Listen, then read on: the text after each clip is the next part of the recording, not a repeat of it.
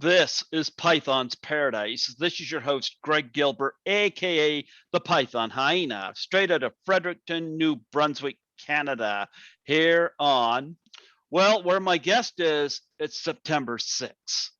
Where I am, it's September 7th, because we're just a little bit ahead. We're 4 hours ahead. You're in California, I take it. No, Western Canada. Oh, Western Canada. Yeah. Okay. Boy, was I off. Boy, were you off. But same time zone. Same time zone, but Western Canada. So I'm interviewing a Canadian, didn't know You it. are. Holy crap. Talk about not being prepared. Unlike the all Sawyer good. family, whose ingredients are always prepared. Well, folks, here we are on September 7th here.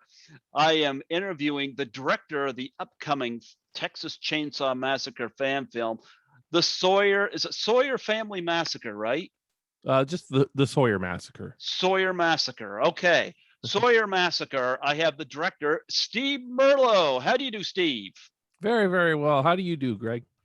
Well, now that I know you're Canadian, I'm like, oh, okay.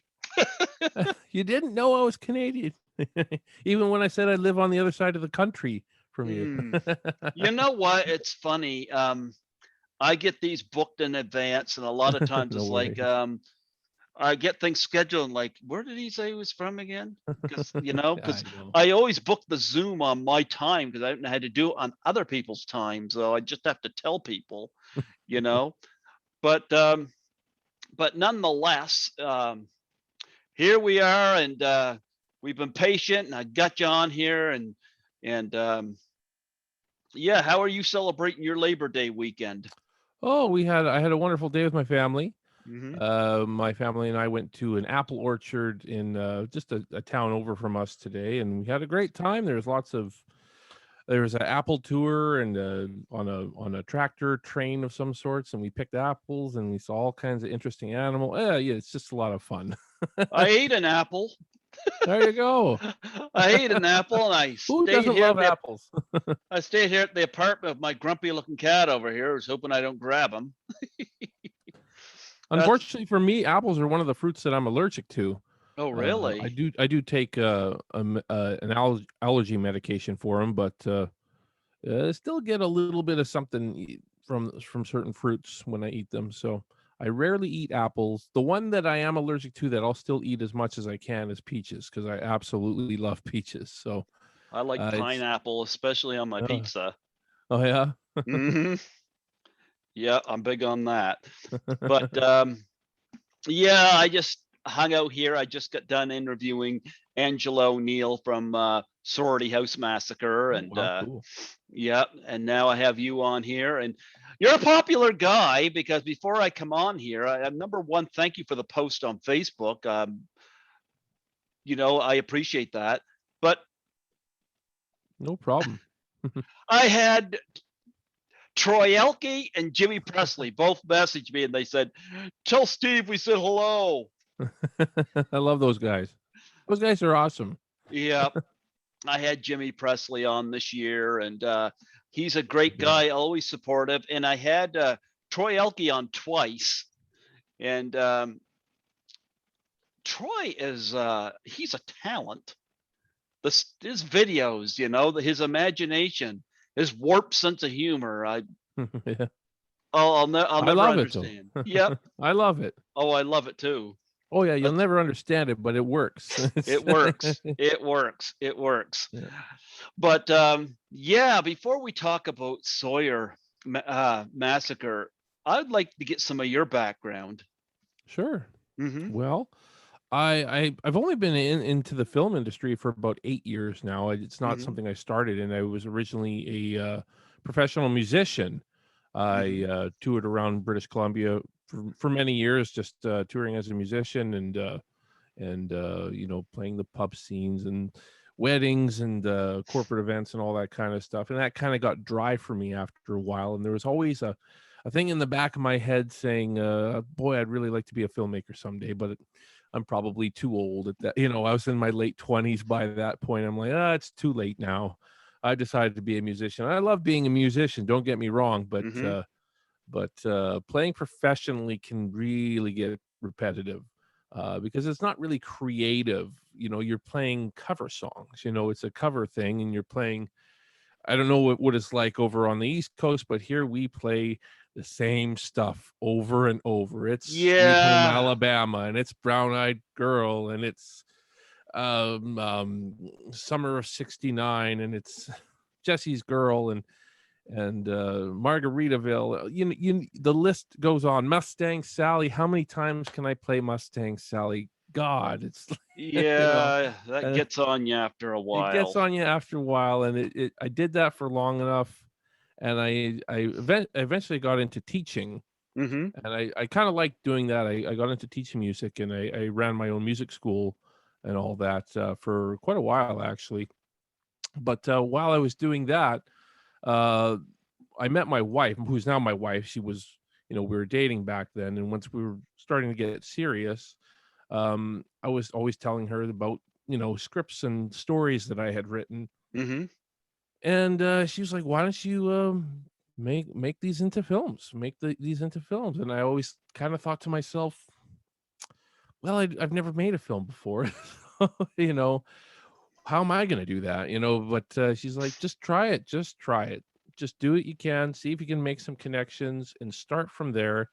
And she pushed me into it. And sure enough, within a year, I had made my first short film.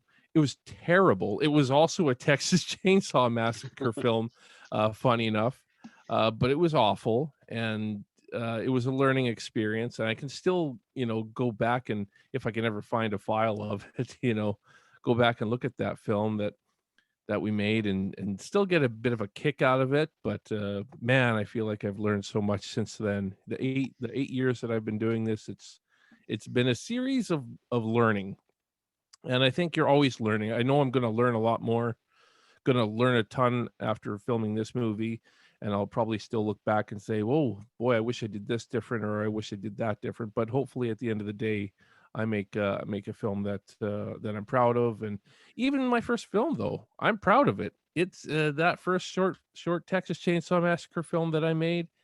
It's terrible, but man, there's something special in it still for me. It'll always hold a special place in my heart as the first film I ever made. And now it's weird how I've come back to it after all these years. I pretty much figured I was done with that movie, and I would do only my own stuff. And then somehow it's weird how I got suckered back into it, but it was just somebody took an interest in the script, and I reworked it. I kind of honed in my writing skills a lot better, and asked advice from numerous writers, because I never consider myself an expert at anything, so I want to always get other people's eyes on it. So I'm not afraid to share my scripts with other people that have written scripts, just to get different perspectives. And I think that's something a lot of writers are probably too afraid to do. They're afraid that somebody's going to steal their work or something. If they steal it, they steal it. And it's a bummer if that does happen. But for the most part, I've networked with enough people that I've found some pretty trustworthy people, in my opinion. Again, you never know, but I was really happy to get a lot of the feedback I did on the script, and a lot of cool ideas really sparked because of that. I don't think a lot of the ideas that I got for the script would have sparked if I wasn't getting feedback from all these people. So, really thankful to all those people that did give me feedback. So here we are. It's just uh, you know, uh, about 2 years ago, we really started this journey with this film, and here we are now. We've raised nearly $40,000 Canadian on Indiegogo. We're set to shoot, COVID permitting, in March of next year. Hopefully, this COVID thing is done by then, and I don't have to worry about it, because I really want to shoot it in March. But yeah, and we're still raising funds on Indiegogo, and it's been quite a process. That's a whole process on its own too, learning how to do crowdfunding. I had to learn, and I had to learn pretty quickly. So I'm glad I did, because I couldn't have made this film with my own money, not a feature length, anyways. No. You feature your wife in your movies? I have a little bit in the past. She's actually better behind the camera, believe it or not. She's actually fairly good with a camera. I'm actually not a camera guy at all. I'm You're just not gonna make her a screen queen? no, I mean, I don't think she wants to. I don't think she really likes being in front of the camera. She's done like little extra things in my stuff before, but it's been a while now. She's so busy now, and right now she's pregnant with our second child, and she's just so busy that she doesn't even get a chance to help run camera. She's a pretty good cam op too, but she just doesn't have the time, unfortunately, right now. But I love working with her. I love it when she is on a set with me. It's always a great experience. So love my wife. I could work with her all the time. Yeah, I know. You got to say that while you're on camera. She might see this. She might probably. I don't know. My wife doesn't see a lot of the interviews and stuff that I do, but again, she's just so busy. She's a full-time pharmacist, and we got a 4-year-old running around, and who's starting preschool tomorrow, and it's a busy, busy time.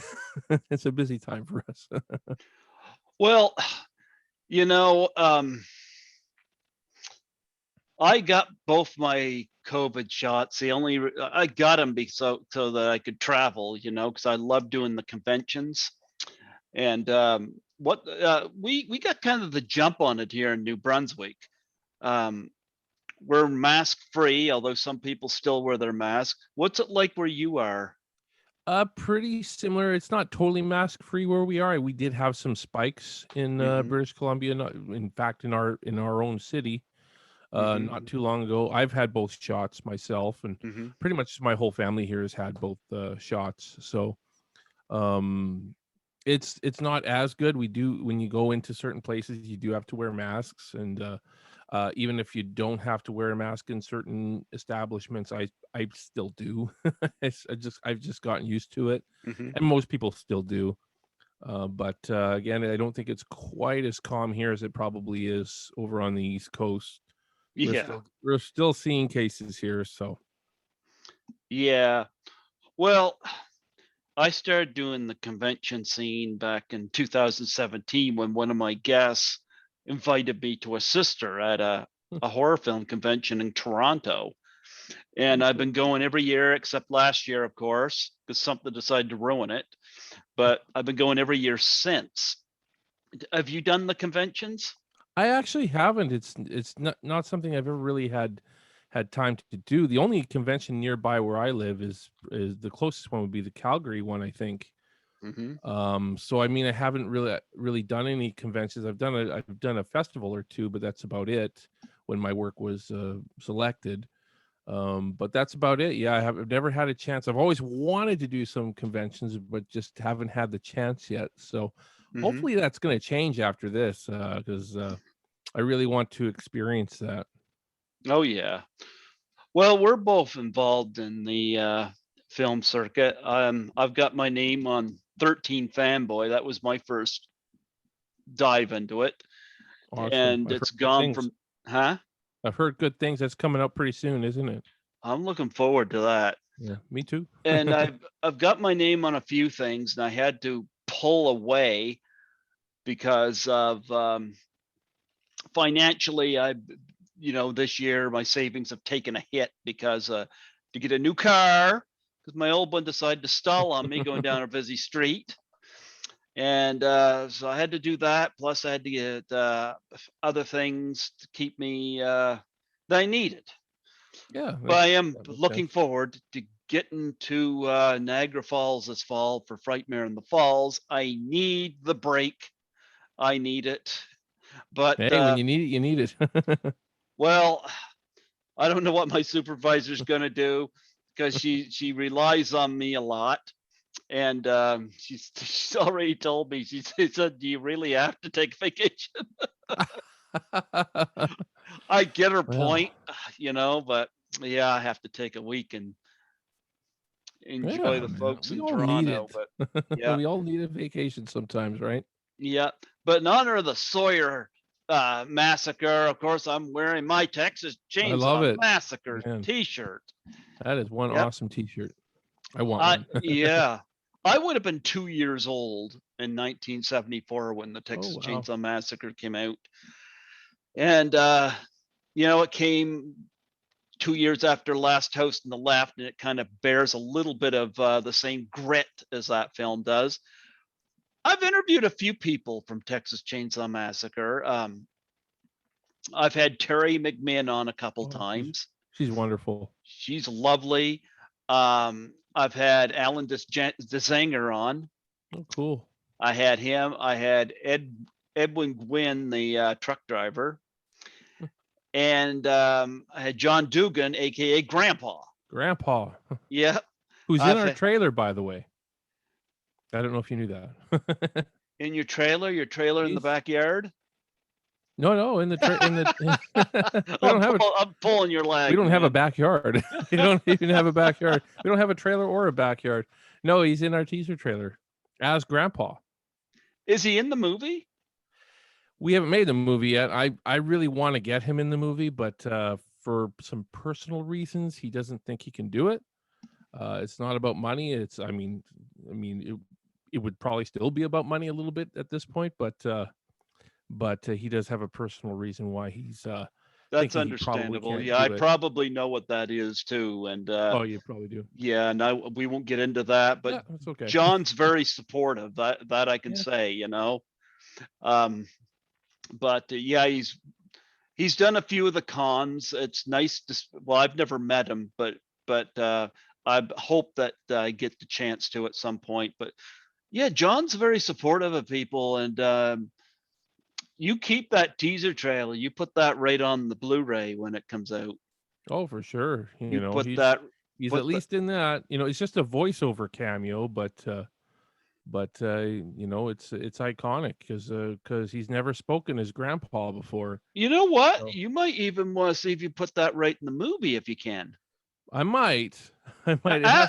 If it's jarringly different than what we have, then maybe not, because I don't want to do it just for the sake of doing it. But we'll communicate with him and see what happens. He's easy to talk to. Oh yeah.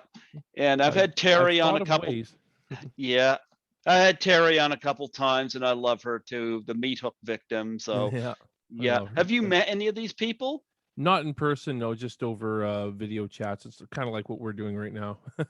Who all have you chatted with? John Dugan, of course, because I had to direct him for that scene. And Terry, I think her and I have video chatted. We've definitely chatted a lot over Facebook, but yeah, I haven't connected with. I've been trying to connect with Ed Neal. He's a very, very tough guy to get. It is. I have not been able to get him on here. Yeah. He is a tough cookie. Yeah. I think he's out hitchhiking. Yeah, he must be. Yeah. Getting himself some head cheese. He's a tough one to get hold of, I've heard good things about him, but getting him on here, I don't know what it's going to take. So there comes a point where I just kind of give up, but I've been lucky enough to get 4 people from it. So, yeah. I mean, I really wish I could have had the opportunity to meet Gunnar Hansen at some point. That would have been, a dream. I've heard from multiple people that have met Gunnar that he was just the best guy ever. That he was a really, really great guy, and it's too bad we'll never get that chance. And I'm guessing you haven't met him either, and that's too bad because, man, that would have been a dream. Or Marilyn Burns. Those are probably the two that I would have wanted more than anything. Jim Seedow would have been great too, because I heard he was a really great. I heard everybody's was really great. Apparently, all the actors were just wonderful people. They must have been wonderful people to put up with what they put up with. Well, here's what I generally do to counter that, though. I do tribute interviews if somebody's passed away. Like I've had Alfred Hitchcock's granddaughter on here. Oh, wow. I've had Audrey Hepburn's eldest son has been on here. That's amazing. Yep, I'll reach out if somebody's gone, because having somebody is related to them come on here, that's kind of a trippy thing, Yeah, I agree. I agree. Yep.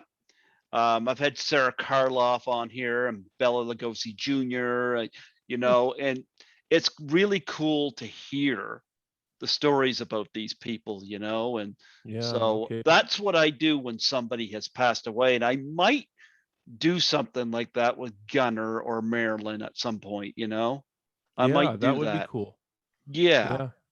because I think Marilyn Burns, I think, has a brother. If I remember Terry, I think she told me that.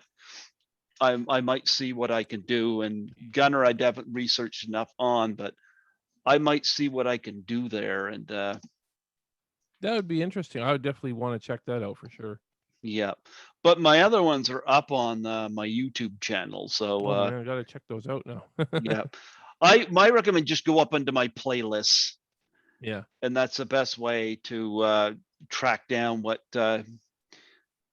you because I got the interviews all done by year. So, Okay, cool. yeah, yeah. Huh. But yeah, I've had 4 people from the first one. As far as the other ones go, I don't think so. Um, Texas Chainsaw Massacre 2, the only thing that goes through my head with that movie is the fact that if you're going to have a chainsaw battle with Leatherface, Dennis Hopper's the way to go. I guess so. You you know, know? I kind of dig that they got Dennis Hopper for that movie. It's just Wonder what he thought of it. I'd like to see an interview with him. I don't know, but I know Matthew McConaughey really enjoyed being a part of, the 4th one, even though it's a terrible movie, but, mhm. he always said, "Oh, I love playing the character," or something like I've seen him in a few interviews, and, hey, it's, if there's one good thing about that movie, it's probably his character, So, yeah. Yeah, and they've had a couple of remakes. I wasn't a big fan of the 2003 movie, but I do like R. Lee Ermey. There's good and bad, that's for sure. To me, it's a very polarizing movie. There's certain things about it that I really, really like. There's Mhm. other things about it that I really, really hate. It's like I want to love the movie. I really want to love that movie, and I've been on my YouTube channel discussing it because it's one of those movies that it took a long time for me to really understand why it wasn't working for me. I had to really kind of analyze what it was that wasn't working. You And want me to tell you part of the problem sure, is Jessica Biel yeah, is not given the same kind of treatment that Marilyn Burns was. Because when Marilyn Burns is strapped to that chair and they have the close up of her eyes and this and that, and that is just wild. yeah, you can never recapture that. Yeah. And they needed to do something very similar or the same with Jessica Biel, and they just didn't do it. And I don't know. And the newest one that they had done, Adam Marcus was a screenwriter on it, and even he is disappointed with what the. This is what got him to do Skeleton Crew to make Secret Santa because he got Mhm. tired of all the cooks coming into the kitchen. Yeah, Because when you look at the last Texas Chainsaw movie, it's supposed to take place immediately after the original, and yet you got yeah, cell phones and like I'm yeah. sorry, Oh, that yeah. movie was set in 73. Yeah, that was the second to last movie you're talking about, right? Because they had that Leatherface movie come out a few years back. Oh yeah, Yeah, okay, I which is forgot another about that. disaster as well. That was essentially them trying to remake The Godfather, but with Leatherface instead of Michael Corleone. But I'll It's say this: the Texas Chainsaw Massacre that I'm talking about, I was able to watch it and just enjoy the beauty of Alexandria Daddario. I could look at her all day. yeah, she's a good-looking gal. She's a good-looking gal. I should almost do a top 10 on my channel one of these days of the top 10 women of Texas Chainsaw Massacre. I don't It's an interesting ranking. It's an interesting Oh yeah. ranking. Well, look, that's why I watched the Friday the 13th movies when I was young, just to see the girls. Frig, what do you think? Makes sense. Look, I quit watching The Walking Dead after season 3 because they killed off Sarah Wayne Callie and Lauren Holden both the same season. And I'm like, if I stick around, they're going to get rid of Maggie. They'll get rid of her if I stick around. So I'll let her live by not watching anymore. There you go. It's So like, at I'm least sorry, I'm forever not. live in my mind. I'm there to see the beautiful women. When I got involved with 13 Fanboy, Debbie Sue Voorhees she started mentioning people that are going to be in it. The moment she mentioned Tracy Savage's name, I was like, okay, I'm in. I'm in. There you I'm go. in. You're See, in. I didn't. Yeah, it's like I didn't care about Jason or any of these things. It's like, you cute girls. Okay, I'm in. I'm in. But Alexandria Daddario, I mean, she did have a Marilyn Burns type scene in it whenever she's strung up there, and I'll give her that. That was a good scene. But she's a trooper. But other than that, I don't think they captured the original film. Oh, definitely not. No. Definitely not. You could tell it was not really made by a filmmaker. It's really made by a studio. You can kind of, I think that's the one thing that all of these sequels and prequels and remakes in the franchise have been missing, is that they're not really made by filmmakers. They're made by studios now. And when you got, again, too many cooks in the kitchen, this executive wants this and this executive wants that, the story all of a sudden gets really muddled, and that's what we're seeing now. I mean, there's a new film that's about to come out, and it sounds like it's not going to be good from what I've heard. Everything that I've heard so far, I'm always hoping, but they shot it in Bulgaria. They fired their directors after a week into shooting. They have had no promo. They've had no promo leading up because I guess they don't have money. They don't want to. They're worried it's going to flop, and they're spending all this money for marketing. And so they sold it to Netflix. you know, Legendary is supposed to usually have what Warner Brothers distribute their stuff. So if Warner Brothers passed on it and they sold it to Netflix, that's not a good sign. For the new Chainsaw The movie? new one, yeah. I don't. Have you Oh. not heard any? I've been following it like a hawk. Well, I don't I've like been the on it. sound of that. I know Yeah. that. See, I got television. I watch my Blu-rays on. I don't have it set up for anything. I'm not even going to watch 13 Fanboy on streaming. If I can't see that in the big screen, then the best chance is if I get a Blu-ray of it. You know? Yeah, Yeah. that makes sense. Yeah.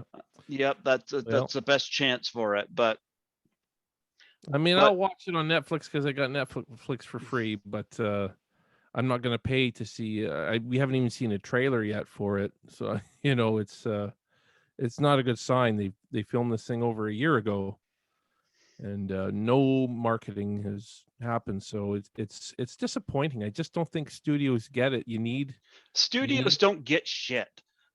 I'll tell Well, you, they're good sometimes for certain types audiences of movies. They're good for certain types of movies, but a movie like this really needs to be grounded.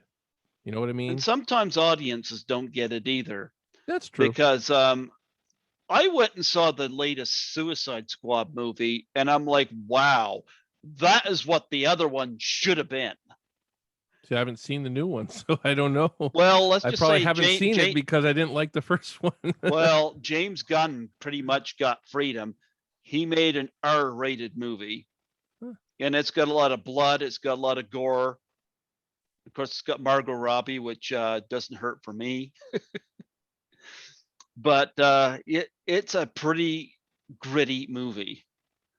It's what the other one should have been, and I think people are avoiding this because they got burned on the other one. Now I'm like, Yeah. why didn't you do it right the first time? Because this one actually puts all the pieces together right. Yeah. Yeah. Hmm. I'll have to watch it now. It I'll have to watch it reminded now. me why I liked Logan, why I liked Deadpool, why I movies like that just went for it. You could Yeah. tell there was some love that went into these. Yep. Yeah, I can definitely understand that. Yeah. So going to Sawyer Massacre here. Where did the concept for this movie come from? What were you thinking on when you wanted to address it? 'Cause I'm taking you're a big fan of the franchise. Well, the original. I don't know if I can say the franchise because it's really only the original. But to me, the original is the biggest is the scariest horror film of all time, in my mind. Anyways, it's the greatest horror film of all time. But the sequels never did it for me. I was super excited for the remake when it was coming out in 2003, and that was still fairly early in like internet age and stuff like that. I never owned a computer back in those days, so I had only seen TV spots for that movie, and it was enough to excite me. The one TV spot that really excited me had John Larroquette's narration on it, which is classic, and it didn't show too much, which I wanted, because it made me want to see what Leatherface was going to look like and all that kind of stuff. So Hmm. me and my buddy went to go see it, and I couldn't help but think that they missed the mark on the movie. It was very weird because there was certain things I really loved. I really loved the beginning of that film with the John Larroquette's narration and the police footage and all that stuff. That was great. It had me even more excited for the film. But after it was over, it made me want to watch the original and see where they went wrong with certain things.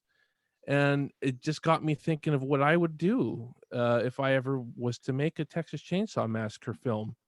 And it's just something that just happened over a long period of time, because I mean that was what, 2003, so that's 18 years now to where I am right now with it. And the ideas just kind of slowly developed, and until I made my first short film back in 2012 or 2013, I think, um, which I wasn't ready for, obviously, at that time. But they've always kind of stuck with me, and it's funny how just little things will like spark an idea over time. So it's not something that I just sat down and wrote one day, and or wrote 1 week or something, to spend a week and just wrote the script. It's I little ideas at a time, and it eventually got us to where we are today. you know uh, got the script that we have today, and got the team behind it that we have, and I'm excited for it. I've always felt that there was a Texas Chainsaw Massacre film that just hadn't been made yet, but it had to have something that wasn't in any of the other ones, but at the same time still feel a lot like the original felt, if that makes sense. You know what I mean? So I didn't want to do just a copy of what the original was. For example, like I mentioned, we had John Dugan as Grandpa in our trailer, but Grandpa works so well in the original because at first you don't think he's alive, you think he's a corpse, That's and then right. all of a sudden he's sucking on Marilyn Burns' finger, which was real blood, was actually her blood in the movie. If some people Well, the didn't know. interview I did with him is an interesting story. He yeah, yeah, because he was told to suckle on her finger like it was a woman's breast. Yeah, Yeah, or like he's a child something. nursing, he said. Yeah, yeah, and so that was interesting. But but I wanted to ask, when did you see the original film, and did you ever see it on the big screen? No, no, it's I'm not that old. I was born in 1980, Yeah, and but there's always yeah, they retrospective. do. I've seen a Would lot love of to. old movies Yep, on the big screen. that's true. I have too. Hmm. Probably the oldest one I ever saw on the big screen was probably, I want to say, Monty Python and the Holy Grail. Wonderful Which I film. love that. My But no, oldest is Birth of a Nation. oh yeah, That's there you go. that's 1915. Yeah, that's pretty old. That was the first feature length film, Birth of a Nation. And I saw that in my history of film class, and they Oh screened wow. it. Yeah. Oh cool. That's Hmm. really cool. What was the question again? I totally forgot what the question was. Yeah, I'm sorry, I got you Oh, off that's okay. track there. What I said was, you said you hadn't ever seen it on the big screen, and Oh, how old was I when I first saw it? You yeah. had asked. That's right. Um, when I was really young, I saw like clips of it. Hmm. I think it was at my cousin's house or something. So I was probably like 5 or 6, and I just saw clips of it. And my cousins would say, "No, no, get out! This is too scary for you," sort of thing. And like, what? I was like, "What was with that guy's face?"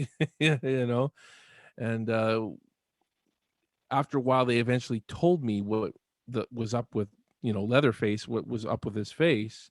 And I just remembered having nightmares just thinking about that, the idea that this guy cuts people's faces off and turns them into masks. And so, I mean, you can imagine a 5 or 6 year old hearing that, and that's the scariest thing you ever heard. But it at the same time, I was always still fascinated to see the entire movie. I don't think I saw the entire movie until I was about, I wanna say 12, and, at first, I found it boring until I got to the Leatherface stuff, until I got to the house and all that kinda stuff. But once you got there, it was, like, super scary, you know, and it still is, it still holds up to me. Um, but I didn't understand a lot of the early stuff in the film, and all the social commentary that it was really sort of looking at. And again, it's even hard for me to now to totally understand it because I wasn't alive during that time. I just you learn about it from history class or researching it or whatever, right? If you're interested in history, there's a lot of social commentary in that film. And now I really have a strong appreciation for it. The older I got, the more I was kind of getting all these references, and how things change, technology changed the way cattle was killed and all that kind of stuff. So that meant a lot. That once I understood that, it definitely had a much bigger effect in the way I saw the film for sure. But yeah, I was probably 12 the first time I saw it, to make a a long answer out of that question. Which one did you see next? The second one? Let me see here. It had been a while before I had seen any of the other ones. Geez, that's actually tough for me to pinpoint which one Well, I. the reason I asked that is because that original one is by far the best one. Um, so I was wondering what your thoughts were on the next one you saw. Your expectations were probably high. What were your thoughts when the film was over? Whichever one it was.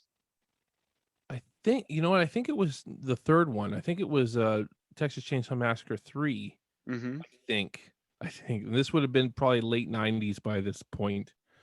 Maybe even early 2000. No, I'd say late 90s. Mhm. I had seen it at a friend's house. I remember I did see Texas Chainsaw Massacre 3 at a friend's house, and was watching the beginning, and I thought this is going to be pretty scary. Like, I think he was making a mask or something at the beginning of that movie, and I thought that looked pretty creepy. And then the rest of the movie just kind of was forgettable to me. Mhm. Other than the scene in the house where you've got like the whole family dynamic and stuff like that. That was the only thing that really stood out in that film to me, was that, which was well done, I thought, but it took too long to get there. If you know what I mean. The rest of the movie is kind of a sleeper for me. Mhm. Um, it's not as goofy as the second one, but it's just forgettable. I just found the third one to be. I know, and I've heard a few people say that that's their favorite one. So that's interesting. But the third one always kind of just, I have to rewatch it a few times to. I don't know. I've only seen it a couple times, so maybe I need to rewatch it again and see if I can pick up on things a little bit more. Yeah. No, I've seen the sequels maybe. I haven't seen them much. So I've got the original one here on Blu-ray with a great Blu-ray transfer, and Mm.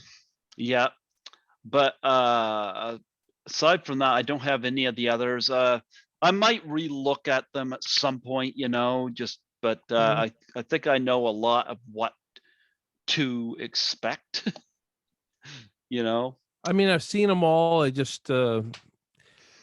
lot of them were one-time watches, maybe two-time watches, and the remake I've tried watching more just because I want to like it. There's this big part of me that really wants to like it.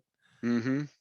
But every time I do, it's there's just so many things that stand out to me as jarring. They don't work. One of them being the costume design. Mm-hmm. I cannot believe that those people are in the 1970s wearing the stuff that they're wearing. It is what it is. But I always I feel like I always try to like that one. The others not so much. It's like the others I just one time watch and yeah, I can't go back to them. I just can't. Well, talk about Sawyer Massacre. You haven't started filming yet, um, but talk about what you put together and the process so far. Sure. I mean, once I knew the script was more or less where it needed to be, I started thinking about doing a teaser trailer. We didn't have a lot of money to work with, but I had a few bucks, so I reached out to John and just to see if he would do that voiceover, and then we shot almost 2 years ago. And geez, man, we shot that almost 2 years ago in Western Canada Mm-hmm. with mostly a cast and crew of non-actors and mostly cam ops, not so much DOP or anything like that, but it's amazing you still get a lot of comments saying, oh, I love the cinematography. We didn't really have a cinematographer on set. Shot in 4 locations in one day with an hour drive between. It was just a big it was a big day. It was a big day of shooting. It was probably the most ambitious shoot I've ever done, uh, to get enough footage for one day. And we did that. We took our time editing it and released our first teaser or trailer. You could probably call that one more of a trailer. And it got good positivity, but it did have a few negatives on the acting and stuff like that. Some of the actors again were had never really done anything before, so mostly cast them for their look more than anything else. But So you're gonna have some pretty girls in this. I think our girls are pretty in this. I mean, What do you mean you think? our lead girl is pretty young. She's only 18, so Well, no dirty thoughts there. I don't know that. I don't know that. No, but the other, I think they are. I mean, I everybody likes different girls. I think. I don't know. You check them out. I'm just going back to the horror movies where I said, I mean, I just mentioned why I quit watching The Walking Dead. Yeah. Yeah, I think but they're young. They're all pretty young. We do have one actress from Texas that is going to be playing older. She has kind of a versatile look. Mm-hmm. So I really liked her because of that, because I thought, man, I could use her for a young look or an older look. And we ultimately decided that we would put some gray in her hair and try to make her look about not too old, about 35, 40. She's about 27, 28, somewhere in there. So she's not And you think she's going to that be much gray older. by 35, 40? Well, most of the girls that I went to school with have got a lot more gray than me, anyways. Most of them. It's weird. So I'm not Okay. saying like a lot of gray. I'm saying like we'll put some strands of gray just to age her up a little bit. But yeah, not a lot, obviously. But my wife's got a couple grays here and there. Don't It's not say like, that. well, it's true. It's just Don't. gray hair. It's I just hair. listen. I'm going to show her this footage. You I'm going to can. show her this footage, and you're going to get massacred before the Sawyer movie. My wife knows she has some gray hairs. My You're not wife's supposed to tell her. well, she knows that You though. know how I got through school? I told all the teachers they look 39. Did you think I did study? I I took the don't. easy way out. This is where I differ, though. I don't think gray hair makes you look old. Because I know my stepdad had Yes, gray hair but in his 20s. You know, it's yes, just a color. It's your but face. If you got a wrinkly face, that makes you look old. It's not your hair color. I'm Like just being I sensitive don't know. I to don't. I your just Kardashian folks out there that take that Kardashian stuff seriously. Yeah, yeah. There are many that take their image There you too go. I'm seriously. looking out for these people. Listen, we need to talk about casting the Sawyer family because I mean, you got Leatherface, you got Grandpa, you've got the Ed Neal's hitchhiker, you've got Jim Sido's character, and Lord knows who else. You know, talk about casting them because you got to get those dead on as possible. Definitely. Again, I'm still kind of holding a little bit of hope that we might get John Dugan to play Grandpa, but we'll probably end up casting somebody to physically play Grandpa and see if we can get him to do the voice after or something. We'll just see. We'll just see. But yeah, I was pretty particular in casting those characters because and it's not always about the look. I think sometimes studios focus on look too much. It's about their voice and how they can actually portray that character. It's a difficult process, and I knew I had to get actors that I felt could definitely pull those off. The Hitchhiker was tough, um, even though I mean I don't want to spoil too much, but the Hitchhiker's tough. Um, but I saw a lot of young actors. The Hitchhiker is supposed to be quite young in our film. Our film takes place in '65, so Okay. you can imagine he's like a teenager still, kind of. Mm-hmm. Um, so I spent a lot. I worked with a casting director in Austin, and this guy donated his time because he loved the script. The casting director did, and he found me about I want to say is about 25 to 30 young actors on his list, and they all auditioned. They had the same part of the hitchhiker reading with the cook, and there were there was two that stood out a little bit, and one of them had the look down a little bit more. The other one had the acting down a little bit more, and ultimately, I chose the guy that had the acting down a little bit more because I think that's more important. He had blonde hair, but we can color his hair. I just felt like that's what you can do. It's not really that hard to color somebody's hair. And believe it or not, I think in the original Texas Chainsaw Massacre script, the hitchhiker was described as being like a ginger, like a redhead. And the scar was supposed to go all the way from here, all the way down. Like it was supposed to be like massive, but or sorry, not the scar, the birthmark.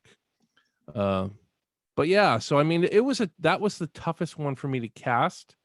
Um, and I don't think I can go too much into the other. Well, I guess the cook character, Jim Sedow's character, which we were lucky enough to get actor John Tagg to accept the part. He is an LA based actor. He's been in shows like Lucifer, American Horror Story, and The Blacklist. He's been in a bunch of stuff. So he was gracious enough to take on the role. And again, I felt he looked enough like the character, like a younger version of the character. But we'll probably do a little bit of makeup just to make him look a little bit more. But ultimately, I felt like he's got the acting chops to do it, and he was not a hard choice actually. I didn't have a long list of characters to play the cook. He was the pretty much the first person I had wanted, and he was like, "Yeah, I'll do it." Well, here's a question for you. This could be a hard one. Yeah. And this has always been a criticism of mine on movies that screw this up. And Hmm. of course, Texas Chainsaw Massacre in 3D screwed this up. Take movies like Boogie Nights and Fear and Loathing in Las Vegas. They captured the 70s so well. They actually looked like they were shot in the 70s, you know? Mhm. It's always important because I hate it when a movie says set in such and such a place, but you don't feel it's set and such. Like Wonder Yep. Woman 84, for example, I saw nothing that indicated that it was in 1984. Yeah. It felt very modernized. Yeah. And so, how are you, especially when you, I didn't live the 60s either, but you definitely were far away from the 60s. Oh, yeah. How are you going to capture the 60s and how you go capture it effectively? That's a good question, and it's one of my it's probably my biggest challenge actually. That might Um, be a bigger challenge than oh yeah, casting the Sawyer I family. think so. I actually think so. Especially with the budget we have. Like that's we have to be creative. Hmm. Um, our we've made some connections with people that can help us, but again, it's stuff like the vehicles, the Hmm. costume design, all that kind of stuff. It's helpful that we're shooting pretty much everything in a rural area, but you know the houses have to be old enough, and we so every place, every location that we shoot at has to say 65 or older, 1965 or older. Um, so it is definitely tricky. And honestly, there might be some exceptions that we have to make because of budget. I hope we don't have to, because it is very important to me. Again, one of the biggest things that I find jarring about the remake is the costume design does not feel like 1970s. It just doesn't. And that really bothers me. So I'm hoping I can really capture that with this. But I've worked with enough costume designers to learn a little bit about their tricks, and as far as finding older types of clothes and stuff. And that'll be, I think, the costume design we should be able to be okay with. It's the vehicles I'm most worried about. The vehicles are the thing I'm like freaking out over at this point. And I hope I don't have to, put like a 1981 Buick in there somewhere, that it's most people will be like, "Oh, yeah, that looks like the 60s." But, there's going to be a few hardcore people like, that's an 81 Buick, Buick Century. There are going to be a bunch of those people that will say that. Hmm. Um, but at the end of the day, you have to work with the budget you have, and if you don't quite have the budget, so you guys got to help us raise more budget, but contributing to our Indiegogo campaign. The more we raise, the more authentic we can actually make it. But yeah, that is, I agree. That's the trickiest part. That is probably the trickiest part, is getting that look down. I'm not going to deny that.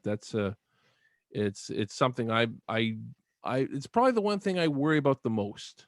It's the one thing I worry about more than anything else. And I am a little bit, there's a little part of me that says, man, we got to raise more money so we can get some of those authentic vehicles, and make sure all our locations are um are old enough, that they'll pass for that.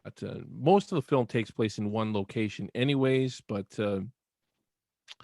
still there are other locations. I wanted to shoot at the gas station, actually. The gas station looks identical still to what it did back in 1973.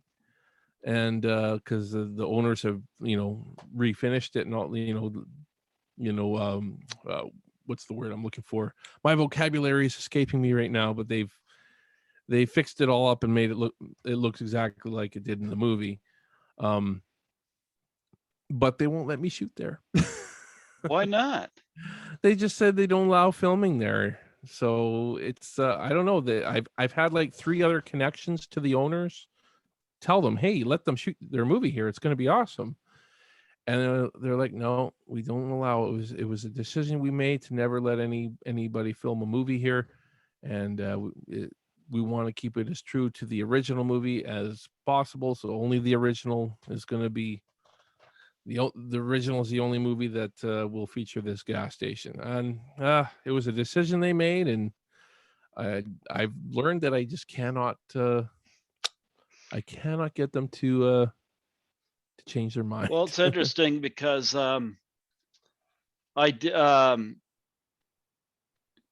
Dave McCrae and Bruce Bruce Dale Dale, yeah. did It's Me, Billy. Yeah. I That know. He turned told me out, this. yeah, it turned out phenomenal. But they had said one of the problems they had to change their opening because the owners of the Black Christmas house would not let them shoot Yep. there. Yeah. So the opening had to take place a conversation in a car. Yeah. And so yeah, you do run into that. You do run it and you just make the best of it. That's all you can do is yeah, you have to make sacrifices, and you have to look at how can you change your script to make a different location suit instead. So Hmm. you know, it is what it is, and we're gonna work around it. I'm already looked at what I could change it to in the script for it to make sense. But it's there's a big part of me that says, man, I want that gas station in the film. I'm not gonna lie, it's a one of those things I'm a little bit heartbroken about. I really want that gas station in the movie. I don't care about the original house because it doesn't actually have a place in my film. I purposely did that, but and I would tell you why, but I don't want to really spoil too much about the film. But the gas station was supposed to be a prominent location, and unfortunately, I won't get it. But that's okay. Well, are you going to have a final girl slash scream queen? Are we going to have a good screamer in this movie? I think so. I mean, our actress Anika Lou is quite the screamer. I think we got a few screamers actually. I think judging from what I've seen from these girls in their auditions, we got four prominent female characters in the Hmm. movie, and they're all pretty darn good. They're all, I gotta say, some don't last as long as others, but I think they can all scream very, very well. And their auditions we took in a lot of auditions for, especially the female characters. There was a few auditions that I that were really good, and I had to say no to. Unfortunately, with the female auditions, the guys not as many. I didn't have as many choices on a lot of the guys, but ultimately, I do feel good with who we did get. So, but yeah, I think we got a few good scream queens in this. I think you're gonna enjoy it. There's definitely a final girl. So, are you going to make references at all to the original in terms of the kills, or are you going completely original on your kills? Like, are we going to see like the meat hook or something like that? You will see the meat hook. Is it going to play out exactly as it did in the original? No, it won't. I think that we've done some creative stuff with the meat hook stuff in our film. Hmm. Again, we have to be able to pull some of this stuff off though. First, it's not going to be easy. But yeah, they're there. They're definitely there. References, and again, I feel like you have to have at least some sort of a hammer kill. You got to have a chainsaw. Somebody's going to get cut with a chainsaw. Hmm. But I did also feel like one thing that I think that they should have had in the original, I'm surprised they don't, is a good classic meat cleaver kill. I wanted to see some meat cleaver in there, and there is no meat cleaver. He's got a lot of different hammers and stuff, but I think we need a meat Yeah, you cleaver. had two that got killed with a hammer. Yeah, Yeah. only one actually got killed with the chainsaw. That's interesting. Eh? There's a lot of Yeah. chainsaw in the movie, but only one person actually died at the hands of the chainsaw. The other guy gets cut up with the chainsaw after he's been killed and stuff, but yeah, yeah. So there'll be lots of chainsaw. There'll be lots of meat cleaver and hammers and meat hooks. We've got it all. Will you have the Well, maybe kitchen? not at all. You can't have it all, but You won't have the kitchen sink. the kitchen sink. No, we won't. Yeah, I won't. Yeah, there's something there actually. I don't want to spoil the film now. Well, you know what? It's wonderful talking about this project, and I hope it goes smoothly. Keep me updated, and I know Scotty McCoy had you on his show, and he spoke highly of you, and so That's great. and you were very well regarded before this interview because, like I said, Troy Elke and Jimmy Presley both messaged me prior to it, so you They're made good an guys. impression. You made an impression on them. Definitely. Well, they've become good friends. That's probably the best thing I've taken out of this whole experience making this film is the friends I've made in the horror community. I really love all the people that I've met, and they're so supportive. And yeah, sure, you do meet the odd person that's going to shit on what you do, but at the end of the day, 95% of the people I've met during this process have been very, very supportive, really liked what I've done, and help me get further with it. So I'm glad to have met guys like Jimmy Presley and Troy Elke and Rob Mahoney and Amy Crabtree, and the list goes on and on. Michael McGlynn and Jamie Wiseman, and there's a lot of wonderful people, and I shouldn't even try to name people because there's just so many. There's no way I could name everybody that's helped out with this project. So yeah, it's probably been my favorite experience is meeting the people. Absolutely. Well, do you got anything else you want to plug before like where can people go to support this film? It is still on Indiegogo. We're about halfway from our original goal to our first stretch goal. Hmm. So hoping we can hit the first stretch goal by the end of the month. I mean, if we don't hit it, we don't hit it, but it'd be nice to hit it so that we have a little bit extra funds for this and a little bit of extra funds for that. And again, got to capture the 1960s, so that's kind of the big thing we're trying to do. But yeah, we are on Indiegogo, and you can follow us on Facebook, Instagram, Twitter. We're everywhere. We try to be everywhere, anyways. Talk about the perks for this. What people's appetite for the perks? Sure. Lots of cool stuff like the Blu-rays, very popular. Blu-rays, DVDs, VHS. We have all that. Hmm. T-shirts, hoodies. Some of the more unique perks. We just added this one last week, I think. Nobody's got it yet. I'm actually surprised. I think it might be too scary for people though, and Hmm. that's to watch the premiere of the film in the basement that we're filming a lot of Leatherface kills in. So Okay. there's a basement that we're filming in, and it's very, very creepy. And the owner of that basement is letting us use that basement for a perk, so you can actually watch the premiere of the movie in the basement where a lot of kills happen. A lot of kills happen. So that's on the campaign. We just added that last week. What else we got on there? We've got screen use perks, screen used props, I should say. Uh, Boy, I should have the list right up in front of me, but I don't. Um, I mentioned T-shirts. We have Chainsaw trivia. This is kind of a cool one.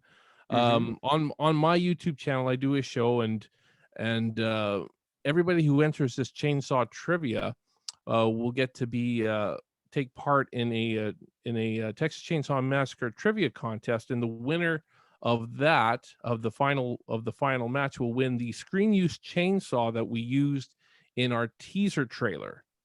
So that's a kind of cool item, and it'll be signed by Leatherface as well.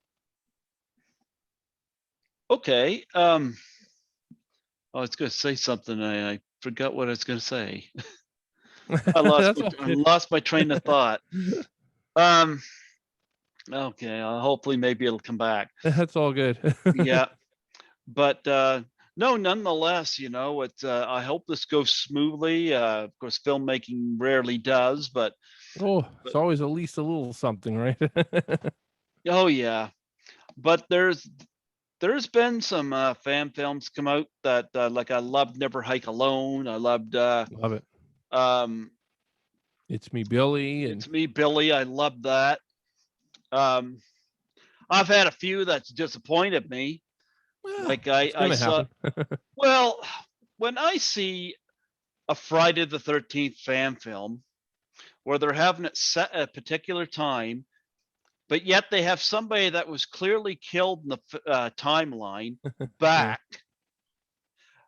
And then I get an argument with some idiot online who says, "Well, we'll take what we can get," blah blah blah, and then accuses me of just being pissed off. I'm like, yeah, because you're making shit up and you're trying to make something canon that isn't. Yeah. So they got somebody back who was killed off in one of the other ones, and I just kind of threw my hands up and I was like, you know what? I hated the film. One Yeah. of the things I loved about Never Hike Alone, he brought in, yes, Tom Matthews as Tommy Mhm. Jarvis, but his character was still alive. Never Hiking the Snow brought in Deputy Clone, but you'll notice they didn't bring back Sheriff Garris, which would be the mentality that I'm getting from these other people, Yeah. and I wish people would stop that shit. So, Yeah. yeah. Yours, of course, is before the original film, so you get let off. Yeah. But No. Yeah.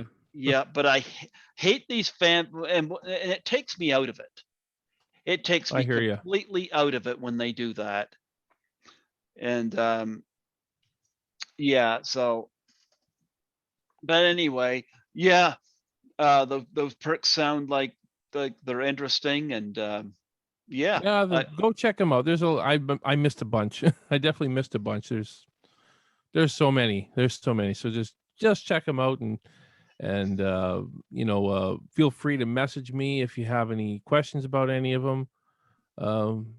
Yeah, because yeah, there's definitely a few. I think there's a few really cool ones. are we gonna see a chainsaw dance? If you want to call it that, I don't know if you do. Does everybody feel like he was really dancing at the end Well, that's of what they the? call it. I know they call it that, but It's yeah, kind of about the it's I about the think it same sounds as funny. it's about the same as saying an intoxicated guy hurrying home is jogging. Yeah. You could it's you know they call it the chainsaw dance. He just swinging the chainsaw. We'll Yeah, call it. He's I call it a tantrum or a rage or more than anything else. I think the dance was more the next generation one, because he was like twirling around and stuff with that damn chainsaw, and that it was comedic. But uh yeah. Well, yeah, there I think there'll be a little something of that, but again, won't be exactly like the original. I hope that you can even possibly get John Dugan to do Yeah, something with that would that. be That awesome. would be so great. Yeah. Yeah. Well, you know what? It was wonderful having you come on here tonight and talk about this. And yeah, we're celebrating Sawyer Massacre. We're hoping we get smooth sailings in making that. Yeah, well, COVID permitting, if this COVID thing can end in March, here we come. We're going to Texas. Oh, you go shoot it in Oh Texas. yeah, we're shooting right in Texas. I don't yeah.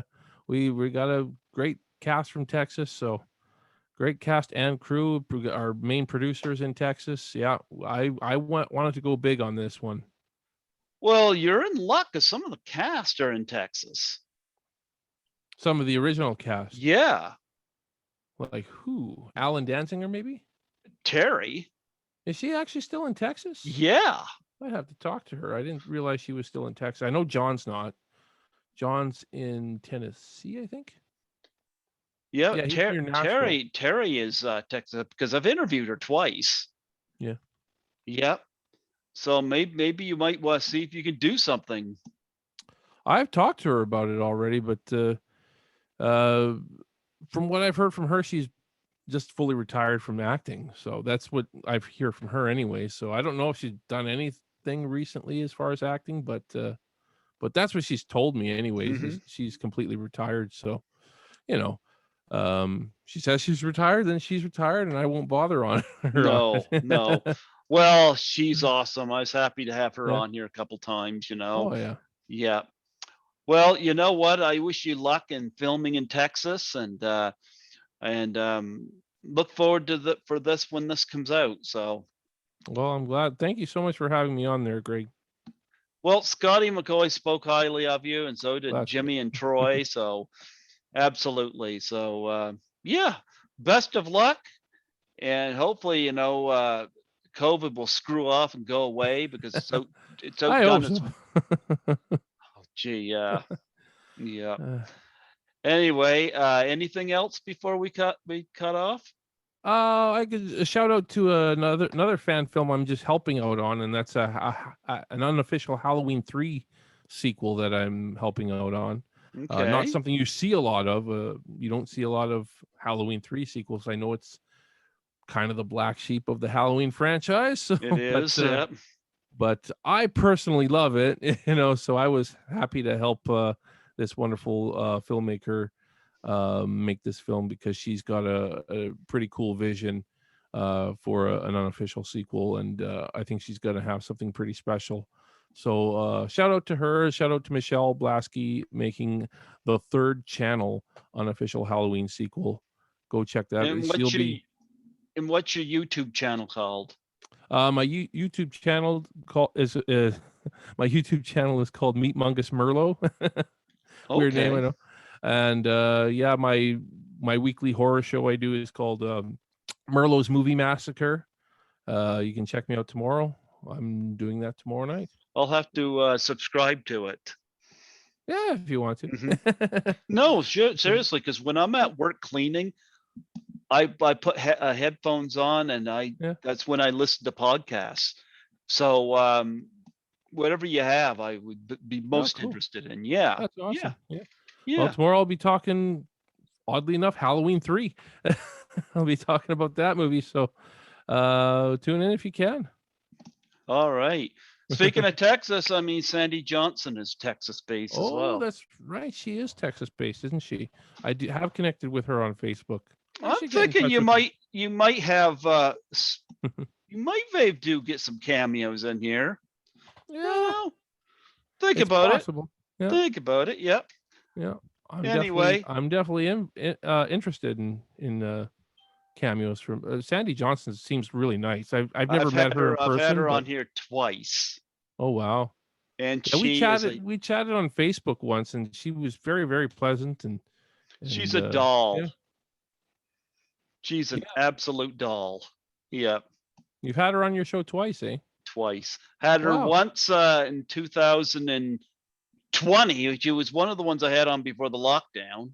Oh, really? Well, I did 30 in 2020, and then the station locked down, and it Yeah. was Nancy McLaughlin from Jason Lives that introduced me to Skype, or not Skype, Zoom. Zoom. Yeah. And I had Sandy on again this year, so I was happy to have her back. And yeah, Sandy's lovely. Yeah, she's great. Hmm. Yeah, I hope I can meet her someday. I hope I can Hopefully. meet her someday Well, too. if she's in Texas, I'll probably see her down there. Those Well, you know what? I'm just pitching you some ideas. Of are good ideas. I know she's not Texas Chainsaw, but Yeah. you know what?